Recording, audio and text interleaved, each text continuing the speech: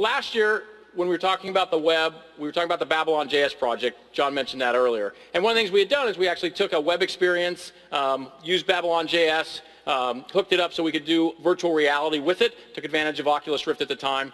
This time we've been working further on Babylon, connecting it into the data side, trying to make it more intelligent. So in the city of Pompeii, the government has been using drones to fly around and map the city. And I'm going to fly around using what they've created from that on the web and let John tell you about it.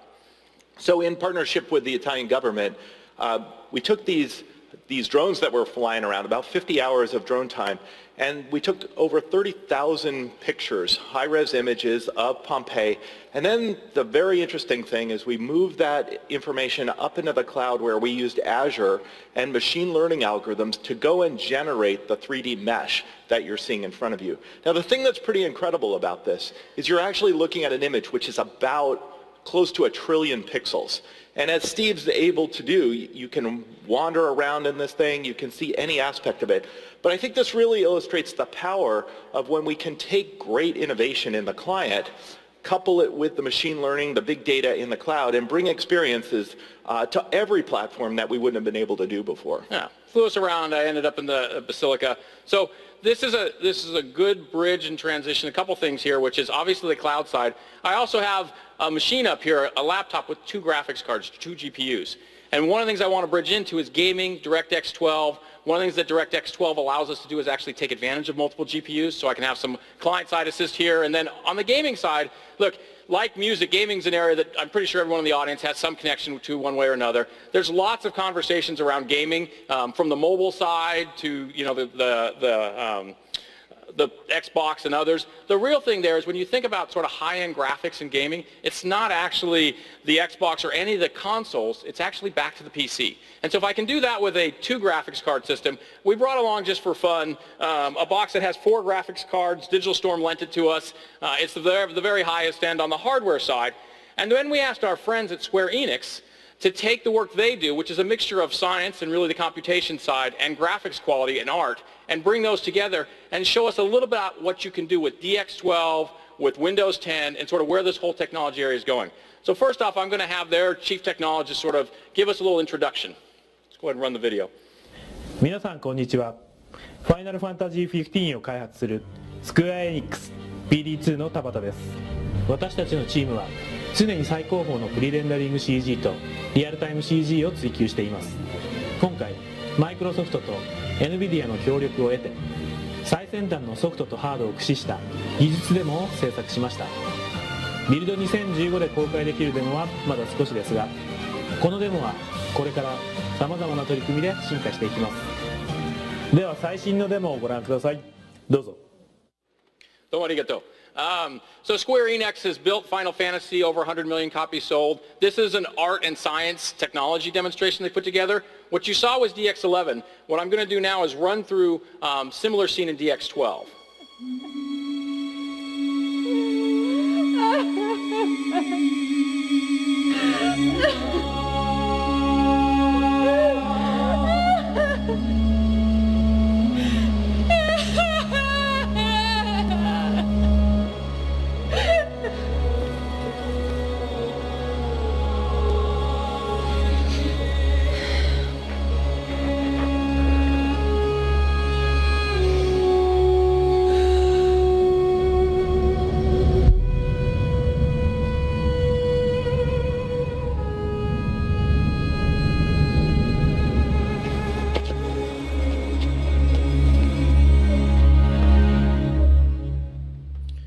Now you might assume looking at that that's also a video, but the truth is that's in-game DX12. So what we're going to do now is I'm going to go between manual and automatic so I can shift back and forth, and when you see the word manual up there, I'm going to drive, so let's let this go through auto, and then I'll change the lighting, and you can see this real time. So as it pauses here, I can take over, so now I can scroll around, I can look down, I can change the lighting effects as they come through. I can move on to the next scene. Again, let it run in auto. And now I'm going to take it and drive around.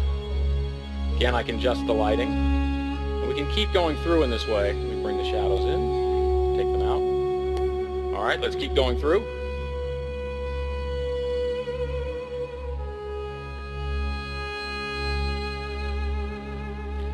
I'm going to pass through this one and go on to the next one. And we'll see as we get closer, we'll look at the skin tone.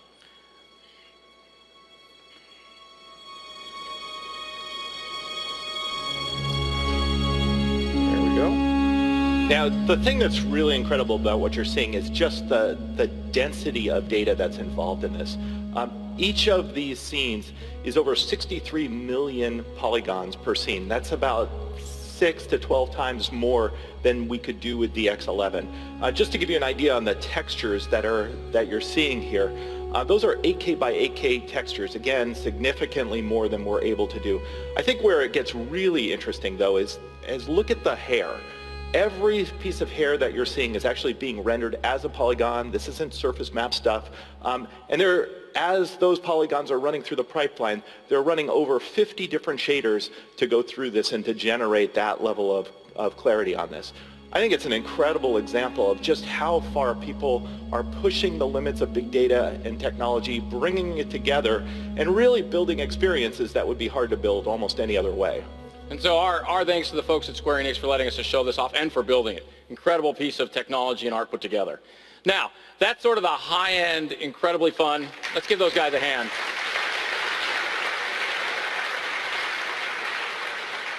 Graphic-intensive side of gaming.